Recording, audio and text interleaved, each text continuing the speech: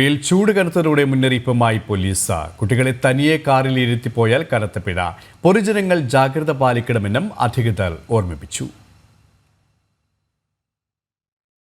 Record താപനിലയാണ് UAE രേഖപ്പെടുത്തുന്നത്. ഈ സാഹചര്യത്തിലാണ് മുന്നറിയിപ്പുമായി പോലീസ് രംഗത്തെത്തിയിരിക്കുന്നത്. കുട്ടികളെ തനിയെ കാറിലിരുത്തിപ്പോയാൽ 5000 ദിർഹത്തിൽ കുറയാത്ത പിഴ ലഭിക്കും. കനത്ത ചൂടുള്ള കാലാവസ്ഥയിൽ കുട്ടികളെ കാറിൽ തരിച്ചാക്കിപ്പോയാൽ ജീവൻ അപകടത്തിലായേക്കാമെന്നും കുട്ടികളുടെ സുരക്ഷയ്ക്ക് മുൻഗണന നൽകണമെന്നും പോലീസ് അഭ്യർത്ഥിച്ചു. താപനില ഏറ്റവും പാരമ്യത്തിലെത്തുന്ന രാവിലെ 11 മണി മുതൽ വൈകിട്ട് 4 മണി വരെയുള്ള സമയങ്ങളിൽ നേരിട്ട് സൂര്യപ്രകാശം ഏൽക്കുന്നത് ഒഴിവാക്കണമെന്ന് ആരോഗ്യ വിദഗ്ധർ നിർദ്ദേശിച്ചു. വെയിലേറ്റുള്ള ആരോഗ്യ പ്രശ്നങ്ങൾ ഉണ്ടായാൽ യഥാസമയം ചികിത്സ തേടണമെന്നും അധികൃതർ വ്യക്തമാക്കി.